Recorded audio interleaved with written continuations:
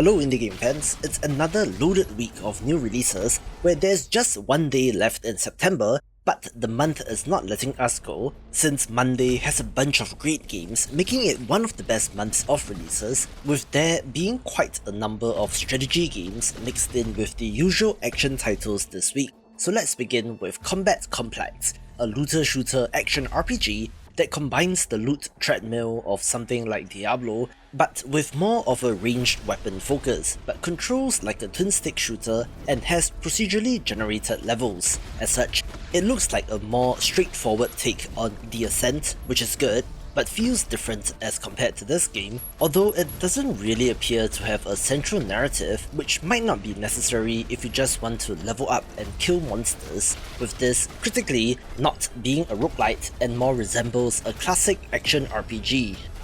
I previewed Victory Heat Rally when looking at the upcoming games of the month, noting that this developer's pixel art is always on point, so I'll at least have to give their games a look, with this being a classic arcade-style racer with an adorable look. It is drifting focused as you race to become champion and looks to continue a curious renaissance of the racing genre in indie games. This video is brought to you by Speedollama, a fast-paced run-and-gun action platformer in which you choose from one of 3 elite llama mercenaries and battle the alpaca army who are waging a brutal war on your species. Growing up with games like Metal Slug, games like this are always of interest to me, and the developer has also drawn inspiration from some awesome indies like Broforce, Mercenary Kings and Pizza Tower. So if you're a fan of those games, be sure to check this out. It features procedurally generated maps where you must collect 75% of the items in each level before unlocking the exit, creating a thrilling race against time, and speed is a core aspect of the gameplay, hence the title. Of course, me being me, I do like the pixel art here, and it does have some impressive boss designs as well. There is a playable demo on Steam, so go check that out, wishlist the game if interested, and look forward to the release on October 21st. One of the most ambitious games that I have come across is Within the Cosmos, a first-person sci-fi RPG set in a world where human society is fractured and there is a growing android threat. The developer cites Deus Ex and Fallout as inspirations, where the Fallout portion in particular translates into the RPG aspects, where you can fully customize your own character and has a deep skill system with abilities like intimidation and hacking, which will give you multiple ways to tackle different scenarios. The Deus Ex part is the open-ended, almost immersive sim kind of way of dealing with different situations, and even has different factions to ally or fight against. Of course, being an RPG, it promises that every decision that you make will be significant and have an impact on the world, with no clear right or wrong answers to most scenarios, since the developer also cites the ethical dilemmas of Star Trek as inspiration.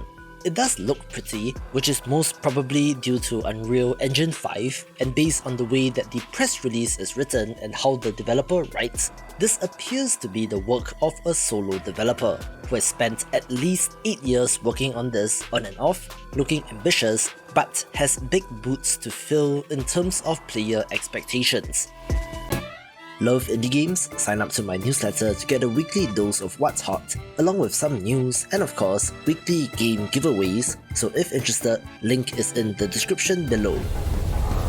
I also previewed the first-person dungeon crawler Monomyth when looking at upcoming releases, since I've had my eye on this game for a little while, and it seems like their early access release got confirmed out of nowhere. Combat in this is in real time, so perhaps more Dark Messiah of Might and Magic rather than Legend of Grimrock, with the concern of first-person melee being janky, so hopefully they got the game feel down pat. It looks alright and has some freedom of exploration as you wander through this ancient fortress and the underground caverns beneath it, and definitely has potential. An interesting asynchronous PvP inventory auto-battler is NEODUEL Backpack Monsters, a game which is backpack battles cross Pokemon, where you are recruiting parties of Cosmians and placing them in your inventory, where their placement relative to the other items and monsters in your backpack will determine their effectiveness. Of course, being monsters, these can evolve into more powerful versions, with the thing about this style of game being that every configuration that you face was actually created by a real-life player at one point in time, so technically it is PvP, although not at the same time, where people do love this style of game, so definitely give this a go, where personally I'm most interested in the monster designs.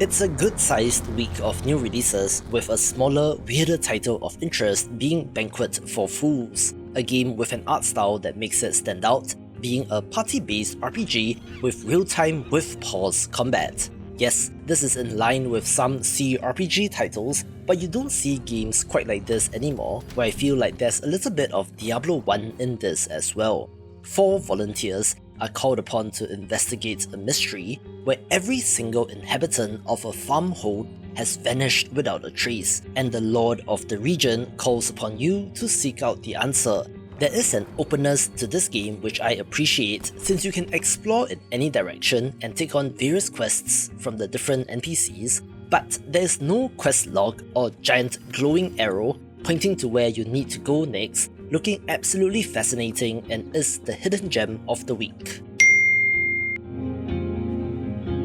I last showed off EcoGnomix during my summer showcase, where this roguelite strategy plus city builder game has a cool look, technically being a hex grid based strategy title where you are building and constructing your city and then sending gnomes underground to fight and loot. It is a roguelite in the sense that you're sending different expedition teams down into the dark to fight and explore, sending resources back to the surface, with the town serving as the meta progression system of the game.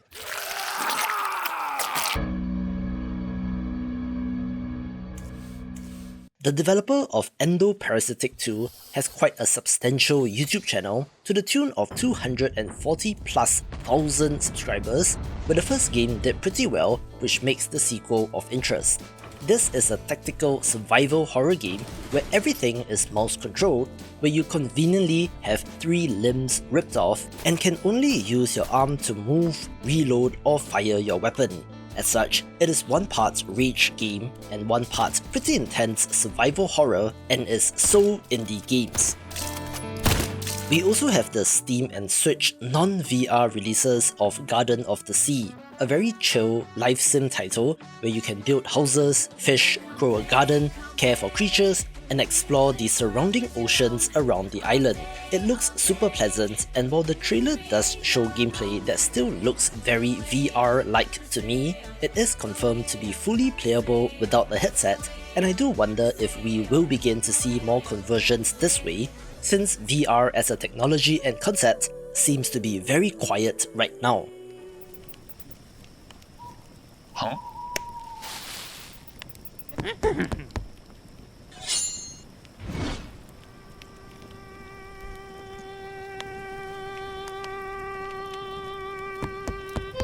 Want to see something weird? Even I am not quite sure how to explain Gnomes and Knights, since this is a first-person gnome hunting roguelite game about running after and chasing a gnome while delving deeper and deeper into a dark fantasy world. From the trailer at least, I don't see any combat, so it's literally a walking or, well, running simulator, but there are also weird characters to interact with. To add to the confusion, the developers say that this is a roguelite, but then talks about 5 levels and 5 gnomes to catch, as well as 6 endings depending on your choices, so I really have no idea what to expect, which I suppose can be a good thing if you're looking for something fresh.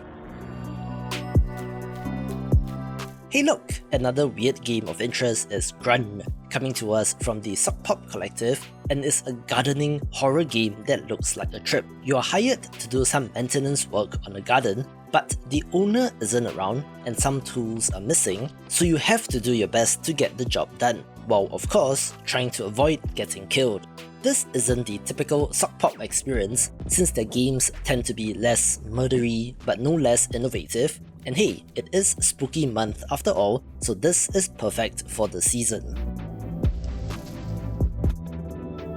A neat looking side-scrolling crafting base builder is Guardians of the Sanctree, reminding me of games like Retopia and Oxygen Not Included, but with birds instead of rats or space colonists in this case. It is, of course, comprised of multiple portions. Firstly, base building, as you build housing and production structures, which feeds into the crafting system, and then of course there are enemies which you need to defeat in action tower defense like combat. There is a whole underground mining and digging part that looks like Terraria, which is also where the exploration component comes in and does have co-op support. As such, it looks like one of those very systems-heavy games with plenty to dig into, so let's hope they are deep enough to satisfy player expectations. The developer of Harbinger did reach out, being an all-action boomer shooter inspired by 90s shooters. While you can walk around and explore the level, when combat triggers, apparently these are more localized into distinct arenas with what looks to be a nice variety of weapons, and the nice thing about this is that the game will be completely free, so why not give this a go?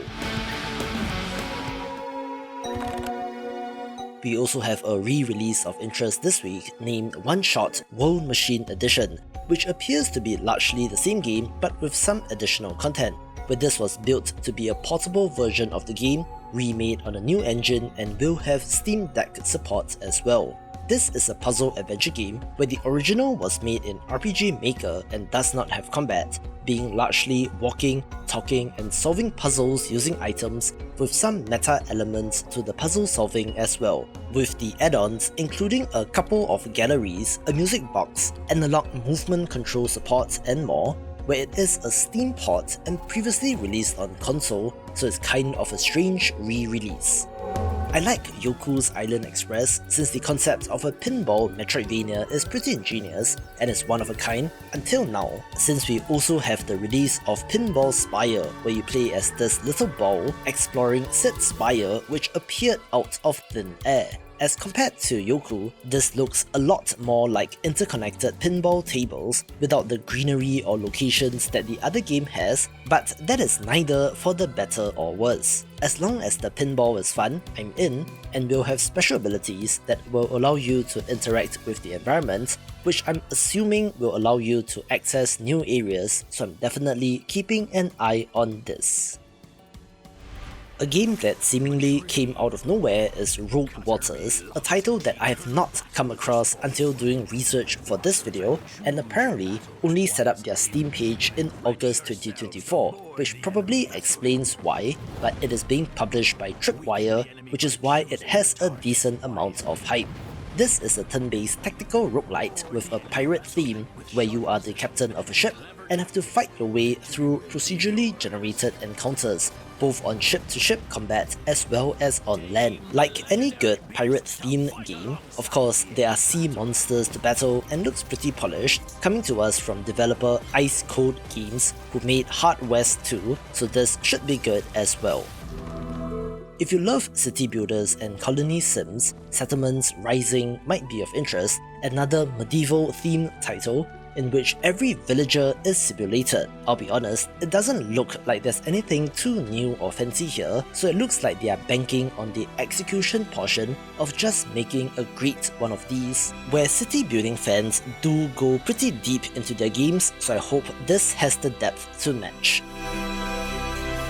Now here's a throwback from the past in Sonny Legacy Collection, which comprises of Sonny 1 and 2, turn-based RPGs which were originally on Flash game portals, where the work has been put into converting those into a Steam release. I spent quite a bit of time with these as a youth, with the turn-based combat being pretty good from what I can remember, where this follows in the footsteps of games like Kingdom Rush and Fancy Pen's Adventures in making the jump to Steam. However, curiously, there were reports that the entire Armour Games Studios publishing team was let go, so I don't know who is handling this right now, so maybe this could be their last ever release.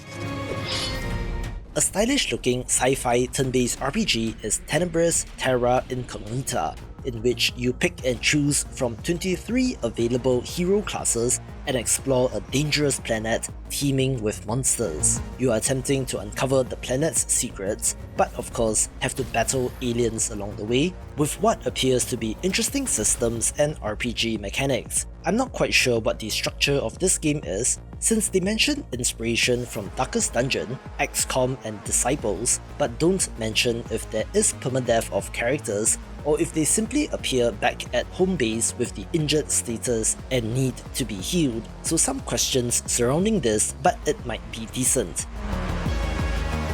It is spooky month, so if you're in the mood for something scary, how about The Devil is in the Details, an anomaly finding title along the lines of The Exit 8, which are memory games by a different name, since you are thrown into an environment and have to figure out what has changed, placing talismans on those to spot the difference, so to speak. However, this has more antagonistic forces and horror elements like enemies that will get you and looks good for the season. If you love survival crafting games, a title of interest would be The Last Plague Blight, one that doesn't appear to have zombies or nuclear fallout, but rather a disease known as the Blight that has taken out large numbers of the human population. In this case, the logical thing to do would be to go off the grid and to be alone in the wilderness, which is what this guy does, so you need to find a way to survive, gathering resources, setting up camp and hunting or fishing for food. This will be an early access release, so it might be a little formless and will take time to shape, but it looks like a decent one of these.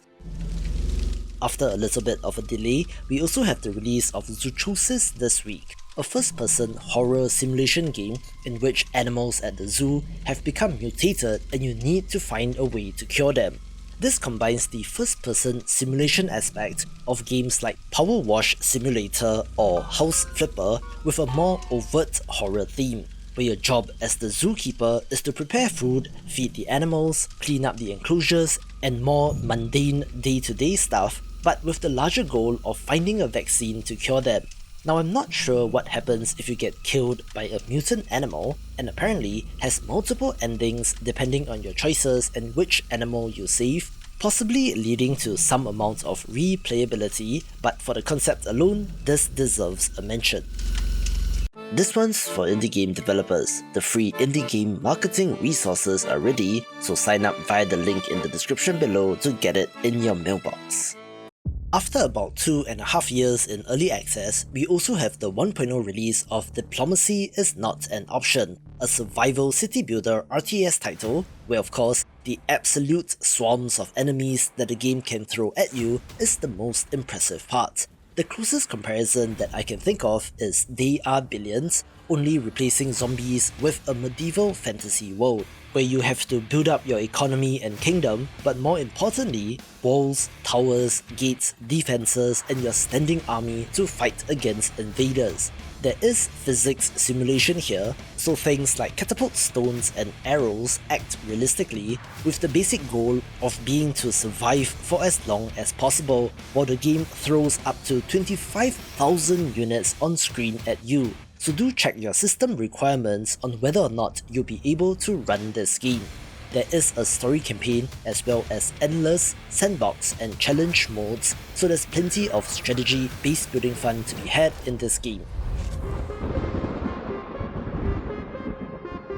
Another game which relies on a massive number of enemies is Dread Dawn, this time going back to the zombie well in being a survival sandbox title. You control a single student in this game who has to survive the zombie apocalypse, being left behind after many others evacuated and now have to hunker down with the other students and survivors at school and to fortify it as you wait for rescue. In many ways, this resembles Project Zomboid, but with the whole student and school thing being more central, but you are doing zombie game stuff like venturing out to scavenge for precious resources while trying to avoid the horde, where fighting seems like one of those last resorts kind of thing. You can build walls and defenses, which turns it into an almost tower defense style of game, so it seems to have many interesting systems, with the most curious part about this being that it will not be an early access release, so the developers are confident enough on their product,